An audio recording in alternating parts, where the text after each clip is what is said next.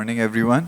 So, before we start the third and final day of ZAB Media Festival 2024, let us once again thank Yamaha, Popular Group, and TCS for sponsoring ZAB Media Festival 2024.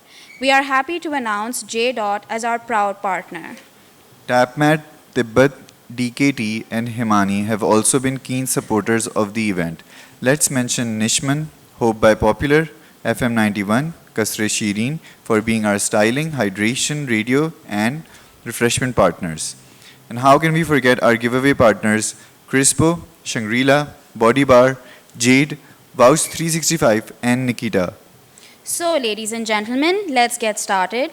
Your favorite hosts, Alicia, And Yasin. are back. Right now, we're going to start the third day, so I will pass it on to Yasin. The past 2 days have been an academic outburst of a lot of learning and networking. I hope that this event has been every bit useful for you as it's been for me. What do you think, Alicia? Honestly, although it was very tiring, I think I learned a lot from the last 2 days, as I am sure a lot of the people in the audience have. And once again, we would like to thank the faculty for providing the valuable input and lending support in making this event successful.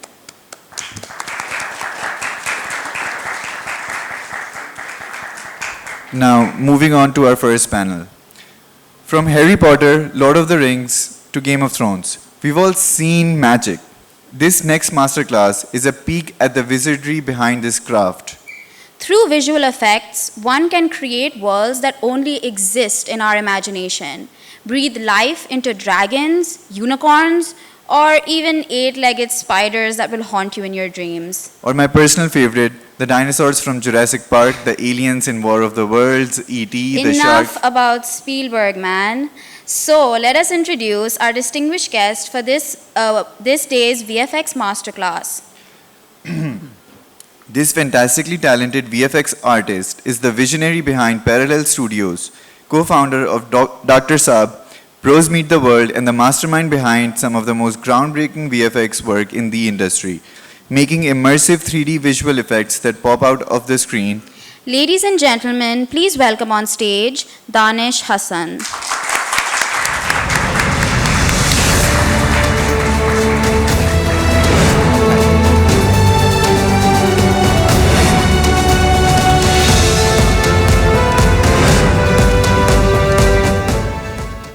Thank you for the kind introduction. I hope I can see everyone because this session is meant to be interactive and I want to have like eyes on in the individuals who I'm talking to. Before I start, thank you all for coming here today, for taking time out and taking interest in my work, and for Sir Saklan and Sir Faraz for inviting me.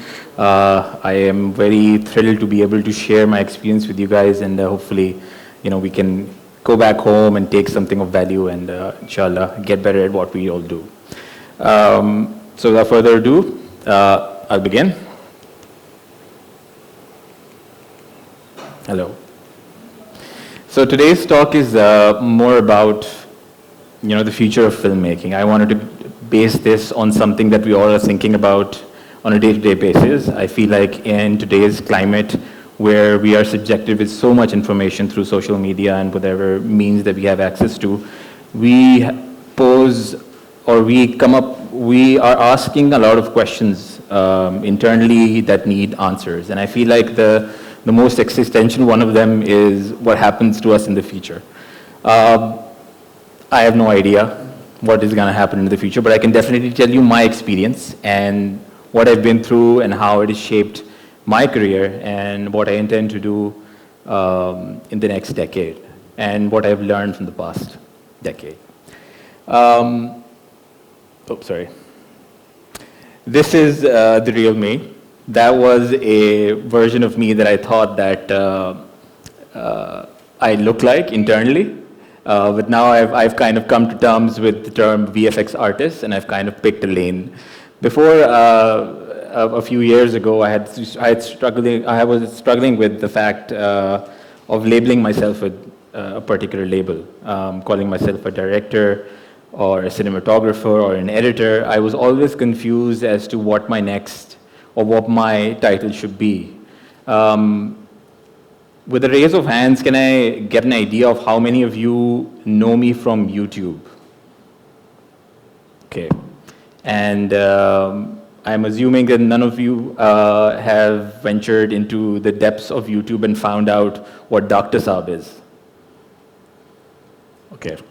So, so it goes to show that there's a lot of stuff that happens in the background, and a far less gets to be seen. And whatever is the most loudest and the most, I would say, grabs the most attention is not necessarily the whole truth. You have to dig a little deeper and kind of see where, the devil's in the details. Before I ramble on and bore you, I'd like to show you what I've been up to for the past 10, 11 years. It is the work that you're about to see is primarily focused on post-production and the VFX workflow, because this talk is focusing on that aspect alone. So what you guys saw was a quick summary of what I've been up to for the past 11 or 12 years. I guess that would give you a little bit of faith in my abilities as opposed to the start that was a little bit of like a rough one. I'm not used to speaking in front of a crowd, so excuse my ums and ahs. The three images behind me, I wanted to start with these to kind of give you an idea of where I was back in 2008. Roughly around, all of these images were either created or captured within that time. The reason I'm giving you some context is I believe that in order to understand the future, you must truly absorb what experiences you've had in the past and what paved the way for you to land wherever you landed.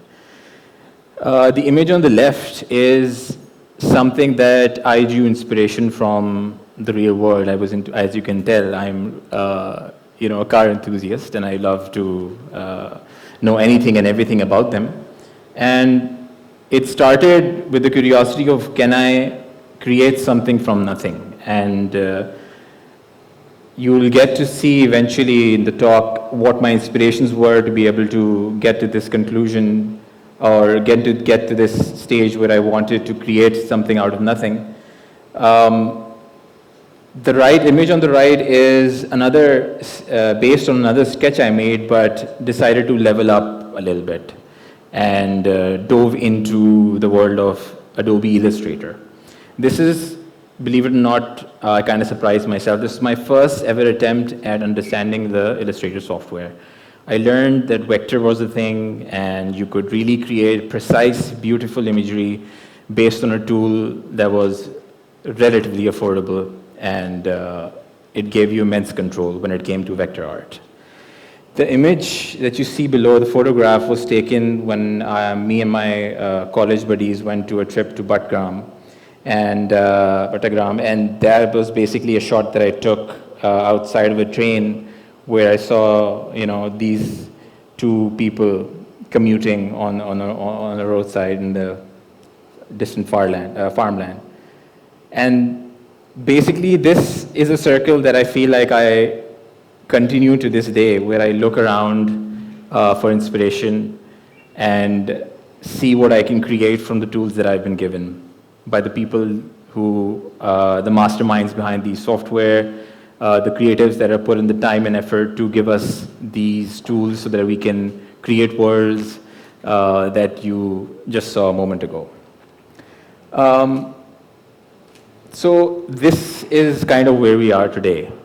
Like a year ago, I was probably one of those people that would feel really confident in saying what is real and what is CG and what is edited. Fast forward a year since then, I don't think there's anybody on the planet that can, confidently say what they're seeing online or what they were seeing displayed on pixels, whether to be computer generated, whether to be real, or whether to be something that was crafted by hand. So this is where we are today. I mean, the fact of the matter is, this is the reality and there's no going back. So where do we go from here? I mean, the path is I will talk about the future and where I feel like we're all headed. But before I get into that, I wanted to give a brief intro about where I was and where I started from and what my inspirations were. As you can see from the images on the left, this is what I grew up looking at, spending my time in. Yeah, I'm a 90s kid, so those are my inspirations and those are my, that's where I spend most of my time. So what did I do when I was bored, or when I didn't know what to do, when I was going to school, but I was bored throughout the whole process, nothing was inspiring me. I was confused, everybody was telling me what to do, and there was a lot of noise in my head as to there was no direction that I thought that was, I needed some direction. So the thing that I would often go back to, or the thing that would inspire me rather was, again, like I mentioned, the three images in the beginning, life really inspired me, and I looked at stuff around me and primarily at home. That's where it all began. I feel like my beginning, I am extremely privileged to be in a position where I had family members and parents that were extremely skilled in the arts, and that was something that I grew up with looking at. I can remember as far as I can remember. So the image on the top you see is artwork that my mom recently did a few years ago, and this has been something that I've always been looking at ever since I grew up. So that was the base, that was the inspiration that piqued my interest back in the day. Movies, cinema, gaming, and art at home. Fast forward to present day, I don't think there's anybody in the room that can say that they have a difficulty finding things that they are interested in. I mean, in today's day and age, it takes a few seconds for you to click through something and find what you're looking for. So honestly, my inspirations, apart from the movies and the family influence that I mentioned, has been exponentially vast. I cannot start to label the things or pick names as to where I struck inspiration from. A, because I'm bad at names. I don't remember names very much. I'm a visual guy, as you can tell. But yeah, internet, YouTube in particular, has been my source of inspiration. So why am I like this? Why am I able to do what I do? I feel like it's an important question that I feel like differentiates a person who is not creative versus the person who is. I feel like that's curiosity, and that's trying to understand things beyond what you perceive them to be. So when I was young, I used to take things apart, and I had an innate curiosity for technology. I feel like that goes hand in hand with VFX work, as you can tell. My dad wasn't really impressed by the curiosity, and he always was kind of annoyed by that. But I don't know if you can tell. How many of you can tell what the image on the top right is? Any guesses? What's your best guess about what that is? Anybody? That's basically a VCR inside of a VCR. Technology back then, I feel like, was tangible. I feel like you could open up and see things how they worked. I feel nowadays it's simplified, and I feel like that's something that's making it harder for us to really feel and experience things. But that was when I grew up, but I could actually see how things worked, and yeah. And of course, like the person who mentioned in the beginning, his source of inspiration, as everybody else's, has been Hollywood and what they've been able to create ever since its inception. I feel like that the ways that we were able to see huge, amazing creatures on screen, vast landscapes, and the surrealism that we were able to experience was something that always intrigued me. But it's all not fun and games. I wanted to keep this talk pretty real and pretty honest. I feel like I mentioned, there are inspirations everywhere, and appearances can be deceiving. It's not that I magically landed into a position where everything worked and everything made sense.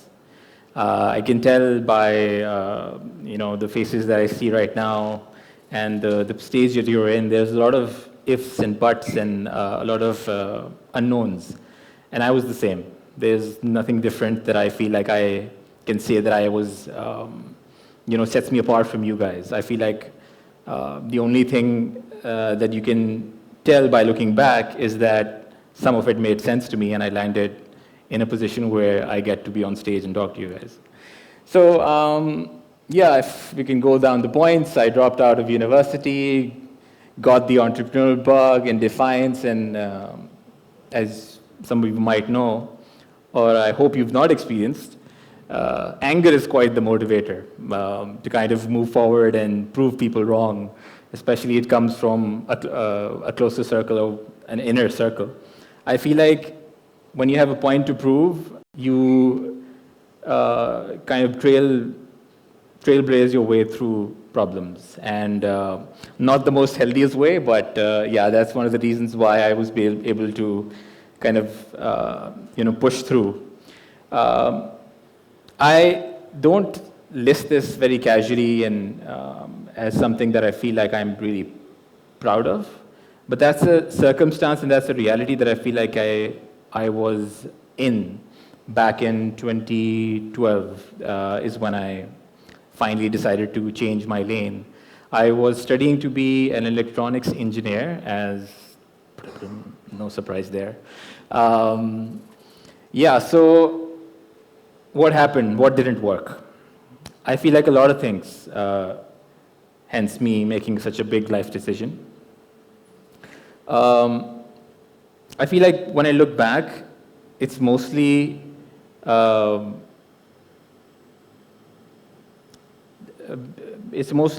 in a place where I don't think that I'm valued. Like that is the core of where I feel like I started from. And fast forward 10 years, 11 years, I cannot explain to you how much that decision of listening to my gut feeling and honestly just looking within proved valuable to me. I mean, if there's anything else in the world that I feel like I can let go of, I feel like that would be at absolutely bottom of the list of trying to find your inner voice. I feel like that is one of the most strongest forces that you will have going through life. As you can imagine, I disappointed a lot of people. They weren't happy with the alternative path. They were like, but we're going here, this is like, you get a fancy degree and, there's that job and then you in 5 years, the car, the wife and the house, it's all that. So, tum kya karoge? I didn't have an answer back then, and I absolutely do today. And it's because of the wins. It's because of the small steps that I took along the way that I feel like gave me the confidence to really speak my truth and really keep moving forward. And for that, absolutely, there is without a doubt the most powerful alliance that you can have is positive people around you. I feel like this is getting a little philosophical, and I apologize if your expectations were focused on predominantly VFX. Trust me, I'll get there. We'll speak about that a lot more. But I do feel like a lot of the side that I'm speaking about right now gets missed often. And I feel like on a day-to-day basis, when I'm sitting in front of a screen and the client has expectations and I'm not meeting those expectations, or I'm having to find solutions to problems, I feel like the thing that I keep coming back to is that it's okay and it's fine to kind of, not meet expectations, and it's always good to kind of have your inner voice lead the way. So along the way, I was fortunate enough to meet like-minded people that pushed me to, outside of my comfort zone. I was extreme introvert when I was, I would say 10, 12 years ago. I still am, but I feel like I'm much more confident in my own skin because of the jumps that I took. And I feel like it might seem like it took a long time for the people to turn around, and that was such a big, those fails were a really big dent in my public perception, but that kind of changed instantly as soon as the successes came in. I can remember as soon as I dropped out, it took me 2 months to start designing logos for a living, and I got a paycheck, and that kind of steamrolled into a whole career. And just the ability to kind of pass, just crossing that moment of 2 months where you feel like nothing makes sense and nothing will work, and just consistently going through, really snowballs. But yeah, you can't always, keep everyone happy. There will always be people who will be like, "Beta, doesn't make sense. It's all you'll fail. I'll tell you. You'll see." And for those people, I feel like you can respect their opinion, but like I mentioned, the biggest driving force I feel throughout your careers will always be your inner voice that you always have to keep calibrating. It's not that everybody is wrong all of the time or everybody is right 100% of the time. It's that what works for you, and you're the only person who can really gauge and make a judgment based on that. So be kind and follow your own path. So which brings me to present day. This was the AI that I knew back when I started. Like I've mentioned Illustrator twice, once in that illustration that I showed you, and the other for the logo career that I started with.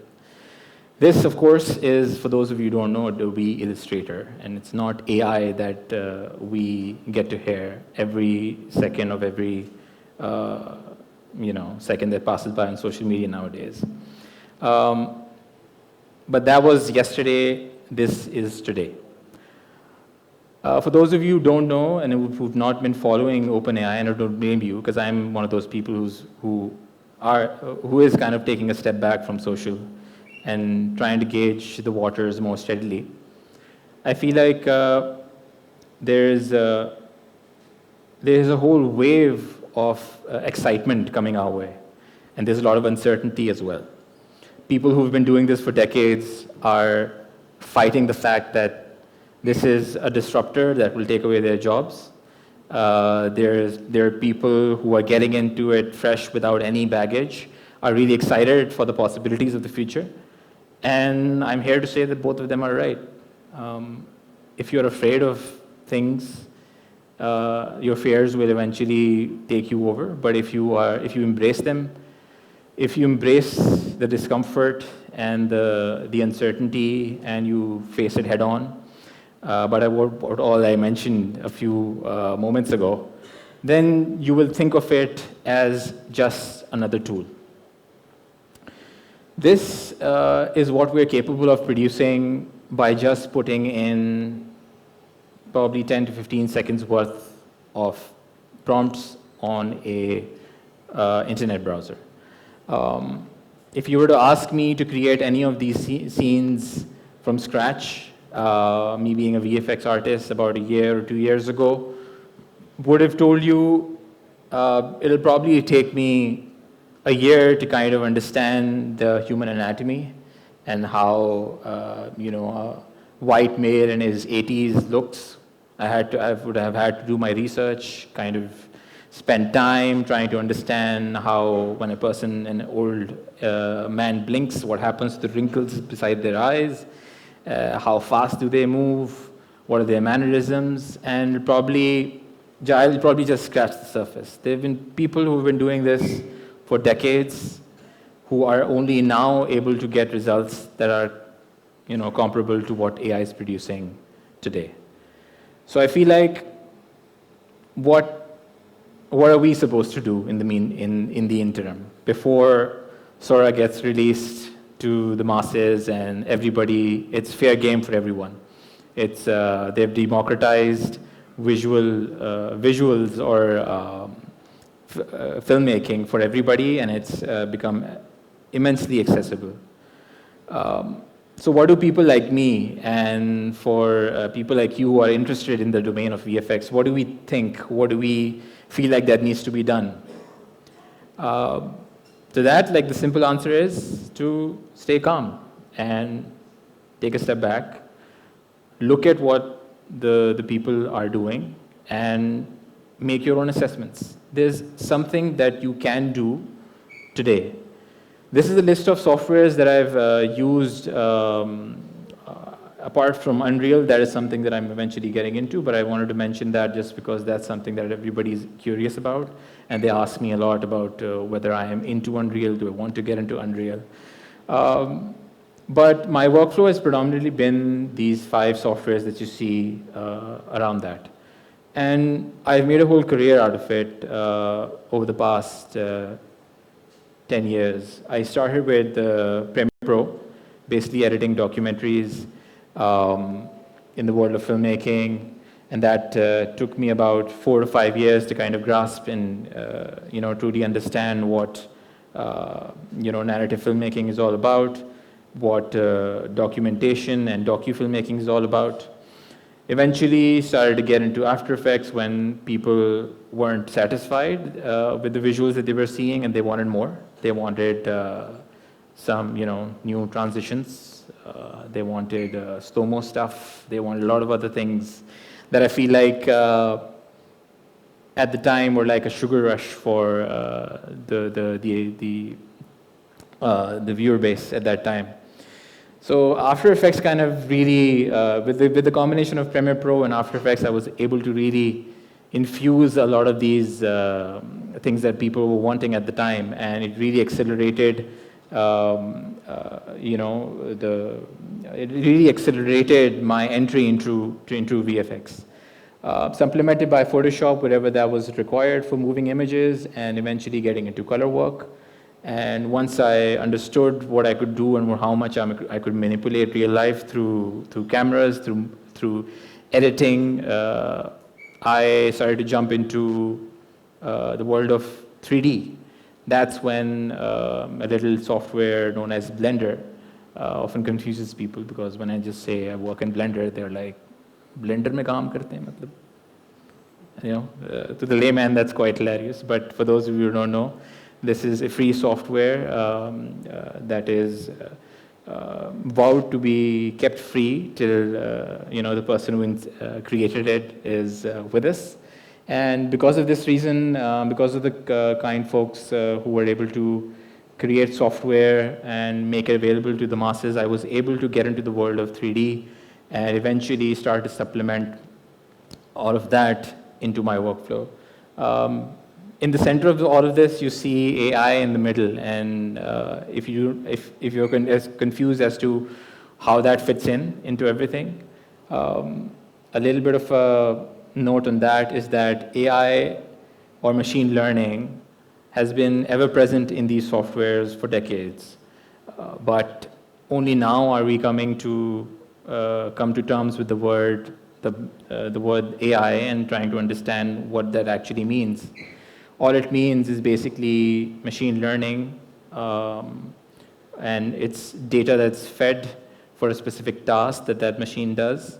I'm not an expert in AI, and I don't claim to be an expert, but I can tell you that it is going to penetrate into every domain, into every service, into every institution, into every process that we see around us, whether it be ordering food through your favorite app, buying your latest devices online, trying to understand a complex scientific theory that you are unable to comprehend. All of that will be aided by a artificial intelligence that has been trained for that specific task. So there's no getting out of, there's no avoiding it. So another way to look at AI or any software that you want to get into to be able to create the visuals that you want to create, tell the stories that you want to tell, is as simple as that. It's a tool. On the left, you see very basic cutting tools that a woodworker uses to manipulate wood into creating anything that they want to create. Starting with the complexity of rounded edges on the chair and keeping its structural integrity intact, and trying to push the boundaries of creativity through the form that it captures, is all done using experience and the tools that have been around for decades. What does modern day technology do to this process? All it does is it makes it extremely efficient, and it makes our creativity skyrocket. And limitations are no longer limitations anymore, and we feel like we can create anything for anybody, whether it's something that you put on a wall for aesthetic purposes, or you put out in a factory line where you want to increase efficiency. So it's not just the beautification of the process, it's also efficiency. So it makes things really efficient and really does not limit your creativity. So this is where I was back in the day when I started. I picked up a camera, a 5D Mark III, and shot something on camera and transferred the footage into a device that could manipulate or could process that and would give you a fair bit amount of control, where you could shift or add cuts or manipulate what people would see. So you had the ability to craft a story based on what you were able to capture, but you had to physically take out a huge camera, add lenses to it, add batteries to it, and invest in a system, and then go back home or your studio and save money so you could get an editing software and a machine that could run that editing software.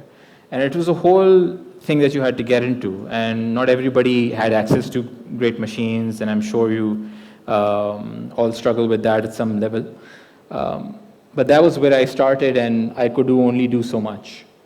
Fast forward to present day, I feel like that transition is something that a lot of the industry experts are trying to fight, and the people up top are trying to incentivize everybody, the masses, and democratizing the ability to create content.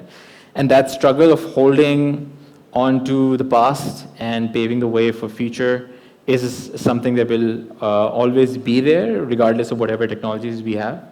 But this is the present day. I feel like a lot of us who are privileged enough to have a machine that can edit images, and all of us, I'm sure all of you have phones, so it's becoming, the percentage of people who are able to afford this versus this is exponentially increased. So I feel like it's bringing access to a lot of people, and eventually what you see on the right is Apple's Vision Pro, a VR headset that is eventually going to change the interface from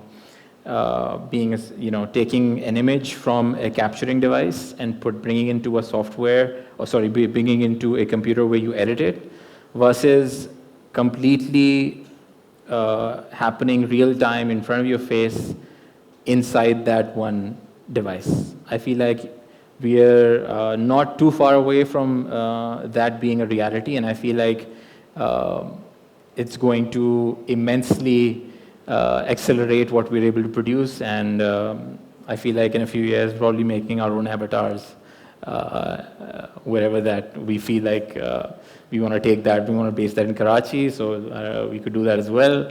But if the sky is the limit, then that's where we're headed. So a bit about creating worlds. I feel like I wanted to touch upon the tools that are available today and what you can create as of today. The scene that you see right now is a snapshot from Avatar.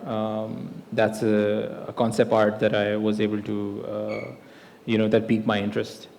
I feel like this is something a few decades ago, or even a couple of years ago, was something that was pretty impossible for a mere VFX artist to be able to create. But nowadays, with the help of AI and the tools that are available that are plugged into your favorite software of choice, are really accelerating the process, and it won't be I wouldn't say that it will be too far off when everybody in this room will be able to create something as good as this in a few years' time if they were to dedicate a little bit of time every day. I feel like it's not too far off. You might not... could I, by a raise of hands, get how you feel about that? Do you think that that is a reality, or do you think that that's still far away? Do you think that in 2 years' time you will be able to create this? How many of you believe that? Okay, cool. So I feel like that's something that I feel is on the horizon, and I'm excited for it, and would love to see what everybody creates. So I spoke about a lot of things today. I spoke about where I came from, and you guys got to see body of work, and the topic of today was future of filmmaking, and I feel like where it pertains to VFX, where are we headed? I hope after like the last few minutes that you spent listening to me, you have a little bit of a better sense of where we're headed in terms of what the possibilities are in the future. But I do feel like in order to really not worry about what lies ahead and to be ever present in what you can do today, I feel like these are a few guidelines that I practice by and I live by. And I feel like that helps me, keep the ease when I'm opening up social media every day and looking at my peers doing wonderful stuff. Some of them are in front of me today, and I look at their work, and I'm in awe with what they're able to create. But the little guy inside me is always insecure. He's always, what if I miss out? What if I'm not in the right circle? What if I'm not doing the right things? What if I am not able to do what I'm not able to do what I see other people doing? I feel like practicing gratitude and mindfulness is one of the top things that I feel like I've come to terms with. Sitting here today, I feel like we're already winners. We're already in a place where we have immense privilege, and we have the abilities, and we have the framework to be able to push ourselves to put ourselves into domains where we have not seen others go through. And I feel like I started this talk by stating the fact that when I was in my lowest, when things weren't working out for me, the one thing that I always came back to, and the thing that bugged me the most, was I felt like I wasn't valued. And I felt like, I'm just occupying space, and there's nothing much that people, take from me or I could give them. So I feel like an important trait for you to be able to not have that feeling is to find things that you're really good at and help other people out and essentially be useful for them. This might seem like a very basic concept, and it's like, what is he talking about? Of course we want to be useful for other people. But it might not, it doesn't come as natural to people as you think it might seem, as you think it might. Because all we're doing in today's day and age is solving problems for other people. I feel like whatever tool you pick up, whether it be Blender, whether it be sticking to After Effects, whether it be still working on Premiere Pro and shaping up narratives, there is some use for those softwares and for the work that you do. The choice is yours to decide how useful that is going to be down the line and how much feedback you're getting with the people that you work with. A simple case study would be that if you are a freelancer who gets called in for video editing or photo manipulation work, say 10 times a month. Fast forward a year, you get called twice a month, and then fast forward another year, you don't get any calls. You can sit there thinking what went wrong, or you can take the data that you've been given and you can try and find usefulness in domains where there's movement, where there's eyes on, where there's attention. So you have to be fluid, and you have to be able to find yourself. You will find yourself in places where you are uncomfortable. Like, for example, I am right now in front of you on stage. It's fine, it's okay. But I feel like once you start to embrace the things that you feel, when you start to embrace discomfort, that's truly when you start to grow. I feel like that is something that students struggle with on a day-to-day basis, and there's discomfort all around us. But there's proactiveness and there's reactiveness. I feel like if we're more mindful of what our wants are and our desires are and how useful we can be for others, and we can be more focused on what we want to do, the discomfort along the way is just a reminder that you're doing something that most people won't. And it's essential for you to be feeling that discomfort, because nobody knows what the future is going to be. Nobody knows where we are going to be in the next. I don't know what's going to happen in the next 6 months in this domain. But what I'm focused on is the fact that there are certain reasons that got me here, and I should never forget those reasons.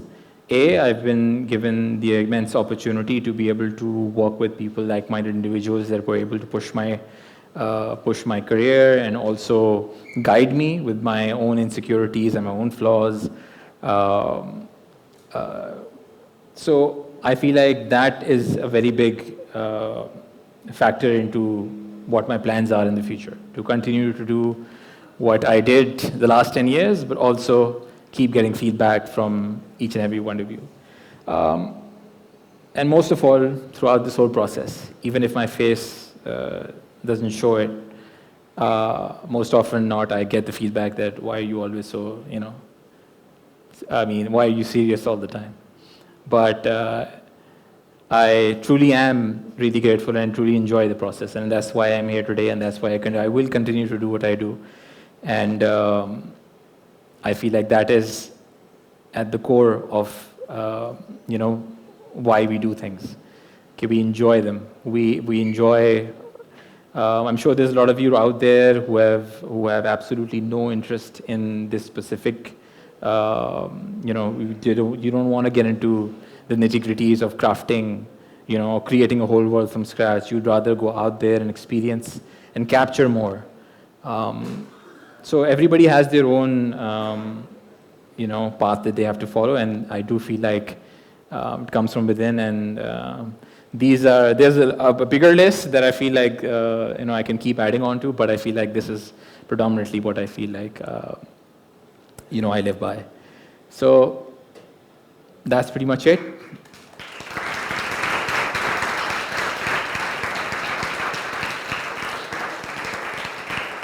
Thank you for your time. I would like to open the floor up for questions. That I intended this session to be interactive, and I feel like I'm much more comfortable in a conversation rather than a monologue. So I would like to open the floor if anybody has questions regarding anything. Except you. Yes. What do you think is the best software for VFX? What is the best? Like Unreal hai, Blender bhi hai, it's free, but Yeah. paid and free overall, what's the best software? Okay, that's a really good question. Aapka naam? Aman. Amar. Aman, A-M-A-N. AMAN. It's a very important question. I feel like I get asked this a lot. Whenever you see someone creating something in full form, you ask what the tools they use to get there. Specifically when it comes to CG, there's a plethora of options out there. There's 3D Studio Max, there's Maya, there's Blender, there's Unreal. I cannot say with conviction that the software, I cannot give you an answer specific to such a generalized statement. I can tell you that there's a place for every software. Like, I'm into woodworking. I don't know if you guys could tell, but I have a bunch of tools that are power horses for the specific jobs they do. For example, if you want to chop up or you want to saw up a piece of wood, your first thought is not going to go towards a multi-tool and whip out a small saw and just go at it for an hour. You would want to pick up a full-fledged chainsaw or a saw, whatever you can afford, and efficiently cut that wood and get the job done. I feel like understanding tools is vastly more important than picking them. So, I mean, you could endlessly debate whether, say, Cristiano Ronaldo is better or Messi is better, but you cannot take away the fact that they're both exceptionally effective football players. So, I mean, the question is important, but I feel like, it's not essential. Choice is yours. The option's out there. When you don't have an option, go with the first thing you can get your hands on.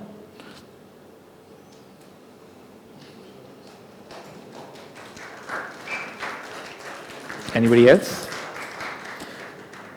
Okay, so my name is Heather. I really enjoyed your talk, specifically when you were talking about the AI or its impact on storytelling. So my question is, I think something that I ventured with a little bit, and I think I discovered related to AI, and I wanted to ask your take on it. That was I think we talk about AI's role as a sort of a executor of the visual effects, not from the storytelling end. So I started with like a service or software, whatever you want to call it. It was called Pega Labs. So I made an AI story. It was generated by AI, and I had Pika Labs make it, like visuals just get it. So I had this question in my mind, how do you see as a VFX artist, AI is also not only just taking the role of designing the visuals, but also the role of making the stories. Like it has the power to make the stories for us as well, right, as much as it has the power to show the visuals that we have the story for. So how do you see that as a VFX artist ek time aayega ke we have an AI prompt based story and you have and I think AI can totally replace even a screenwriter, and as a VFX artist obviously you do receive some information ke kis tarah se usko karna hai. How do you see that as a VFX artist? Thank you. Yeah. Great question. I feel like what you're speaking of is something in the realm of control and quality. I feel like it's tried and tested that anything that is achieved really quickly, its possibility, or rather its access to the masses is quite large. So if you want a service or a product or anything to stand out, you would need to do something that the others are not doing. I feel like if the common denominator is getting up, typing in the first thought that comes to your mind, and presenting a solution, then that is the most, I feel, derivative form of that process. I feel like AI is again a tool. It can only start from where you're starting from. And you will control, however, whatever the output is based on your own knowledge and what your understanding of that service or that product is for other people. So I feel like AI will never be the limiter. It will always be you and where you set your bar. So I hope that answers the question. Yes. Hi, thank you for the talk once again. And my question has to do with, it's a more technical question. It has to do with render engines. And we often hear VFX artists talk a lot about how render engines have evolved, but I just want to know from you, because it's something that I always find very hard to understand when trying to learn more about 3D software. How does the evolution of render engines sort of, how has it helped you throughout time? Because like we went from like Mental Ray in the early 2000s to something like Octane Renderer now. So how has that evolution helped you as an artist? Right, so you mentioned Octane and Mental Ray. That's something that I feel like I skipped altogether. You'll be surprised at how quickly and how effectively the softwares, the render engines have evolved over the last few years. With the exponential, increase in compute power with the hardware nowadays, and with the optimization of software, I feel like what we're speaking of with every kind of workflow, whether it's whatever we're trying to create, it's feedback. Whenever you put in an input, you look at something and you think about it and then you reiterate. I feel like when it comes to render engines, all that is doing is giving me the results faster so I can reiterate faster. This is often a thing that we struggle with when it comes to client work and when there's obviously a deadline to everything. Previously, if most of you are not aware, we used to have blockouts where we would just see literal blocks of humans being animated from one point to another point with having little bit of detail on them, just to get an idea of what it would look like for an object to move from this, for example, a pan shot where we see a dinosaur like Jurassic Park, moving across the field. That was 20, 30 years ago. Now we can actually get you a complete model that is rigged, that is functioning, and that is actually pretty accurate to the movement of a dinosaur. We can put into a software like Unreal, literally just render it real time, and have the client sit with you and tell you right then and there, what needs to be improved. So previously, a process like that would take months, but now it's just become faster. So I feel like in the race, I don't like to use that term because I do feel like it's not a race against anybody, but I feel like we're all in a rush, and in that rush, we just want to get things done quicker. So it's just the renders are with the availability of render farms as well, and your existing machines getting faster. I think with the combination of that, it's just become more iterative and quicker. That's the summary of that. Yes. Thank you. If there's anybody who has questions apart from VFX and would like to talk about anything else, I'm open. This is not a funnel talk on just VFX, by the way. Sir, जी. सबसे अहम सवाल ये बताएं कि crack softwares इस्तेमाल करते हुए कोई मसाइल आए आपको, या आपने सारे ऑथराइज्ड सॉफ्टवेयर ही इस्तेमाल किए? So thank you for asking that question. I feel like that has been one of my biggest struggles starting off early in my career. In the spirit of full disclosure, I am not a saint. I have used cracked software, and I'm not proud of it. But I do feel like the tools that were available at that time were far beyond what the market standard was when it came to meeting a certain quality. So, for example, if you were to use Premiere Pro versus any other software that was readily available, you were making a choice of actually being 4 times slower than your competitor near you. So, I mean, it's an ethical choice, and I feel like it's an obvious answer. If you can afford it, please buy it. If you cannot, wait till you can. Don't do what I did. Because I will tell you, and I feel like this is something that's pertaining, extrapolation of this conversation is we have to be very careful what expectations we set. We don't live in, say, California or New York or Toronto. We live in Karachi, Pakistan, and we need to set our expectations accordingly. I mean, if you were to set the limits high to the standard where we were aiming for the images that we just saw with Jurassic Park, the Avatar, and all those, I feel like we need to understand how they got there and what tools and what resources they had at their disposal to be able to produce those things. I feel like Sir touched upon a very important topic that doing what you can with what you have is the best thing you can do. Reaching out too far and trying to use tools or try to go into domains where you feel like you are A, stretching yourself financially, B, going in too deep where you have very little idea of what you're doing.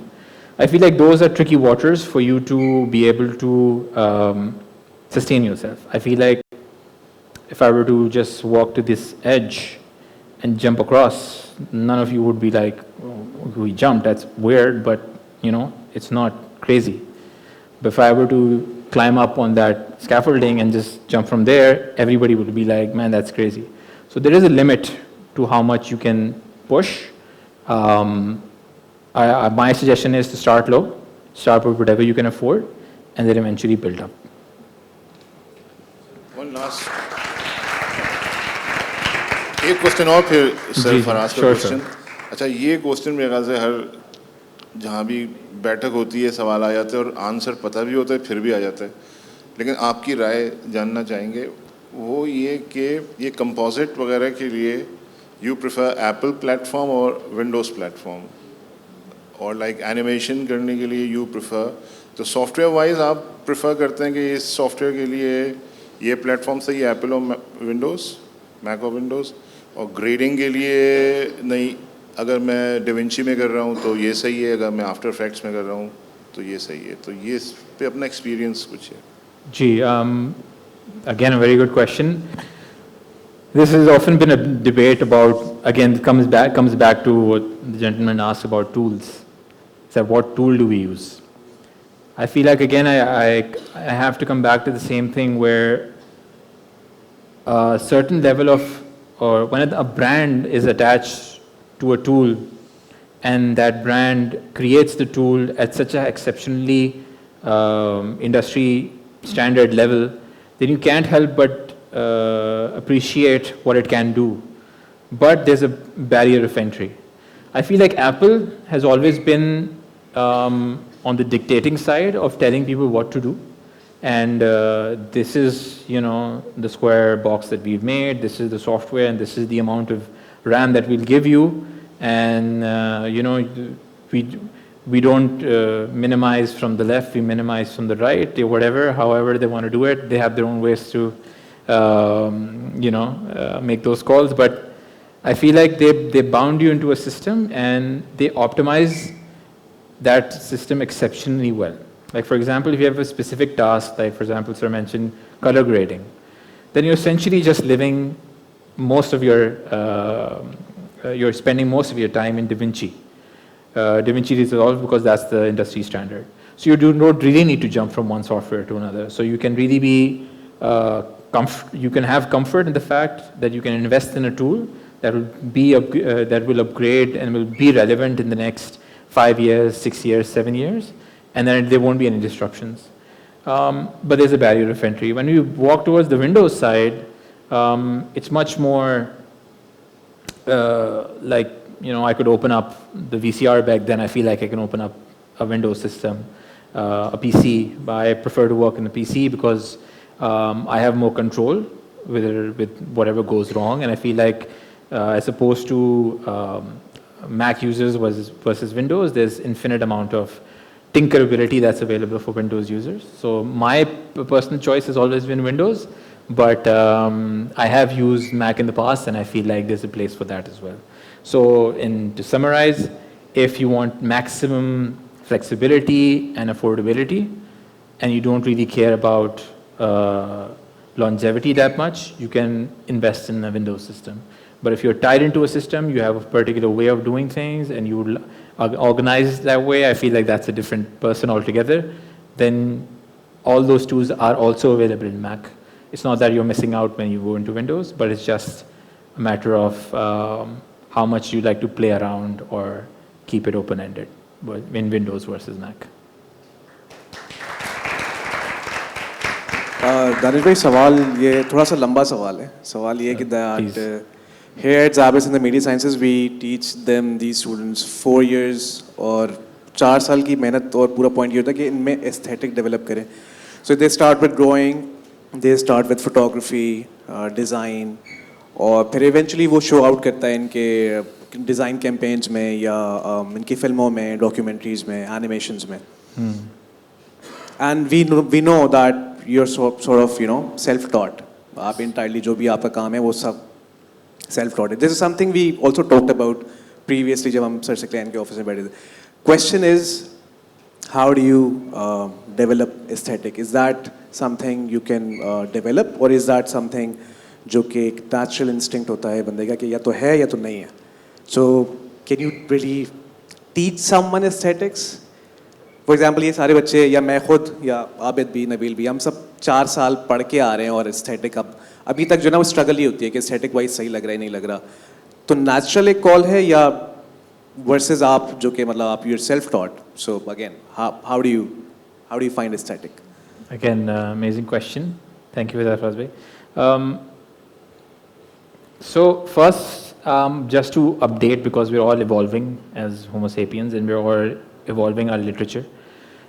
I think the term self-taught is a little too egocentric. I feel like it completely shifts the focus on the individual and just takes away from whatever other people have done.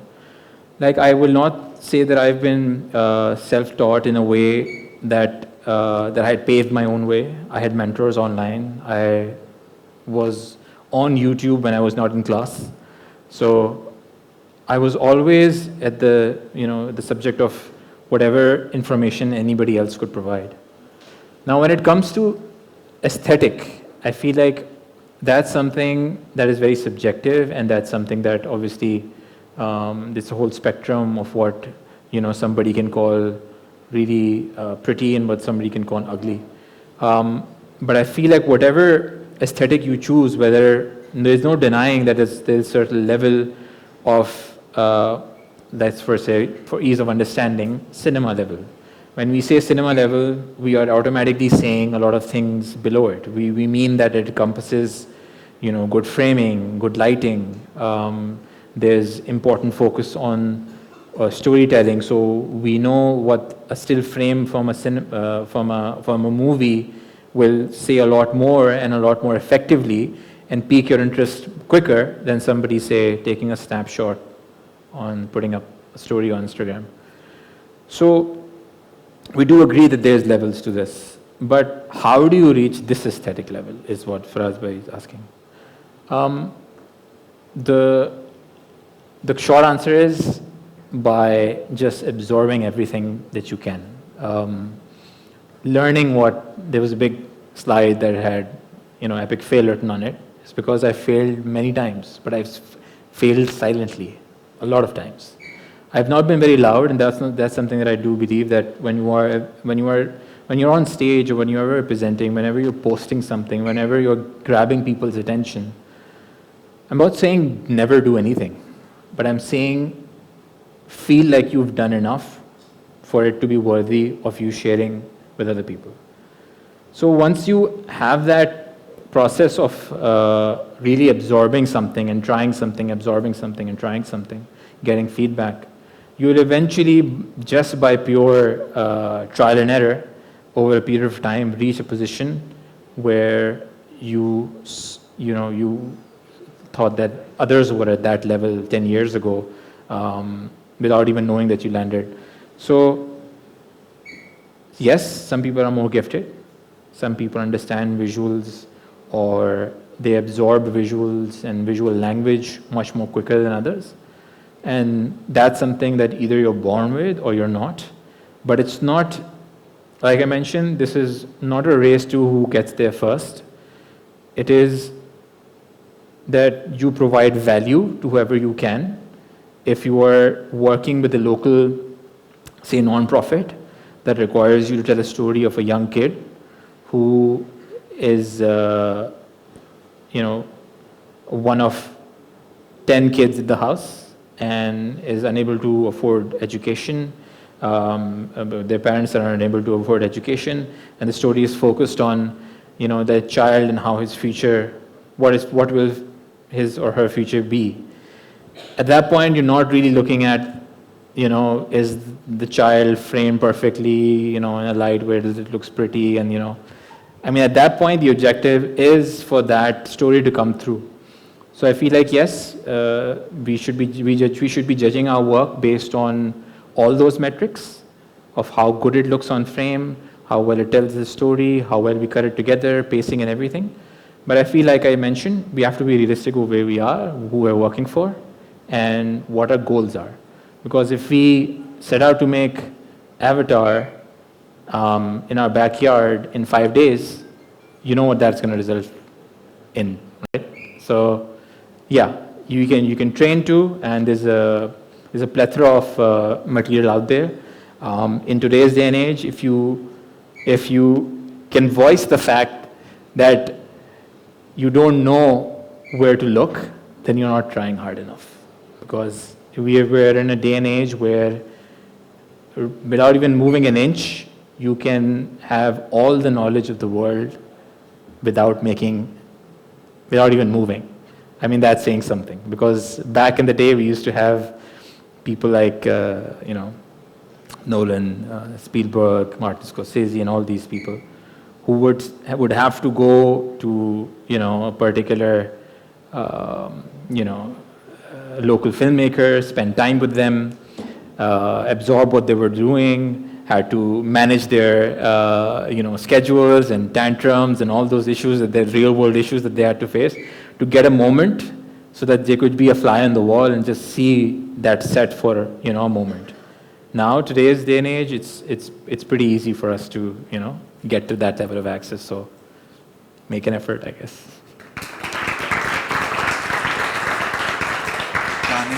Danish Hasan, thank you so much for the ZAB talk.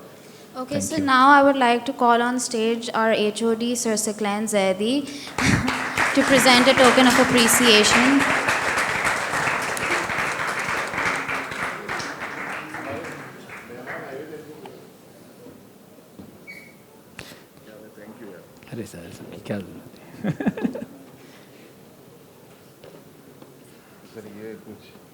Token of appreciation. Thank you.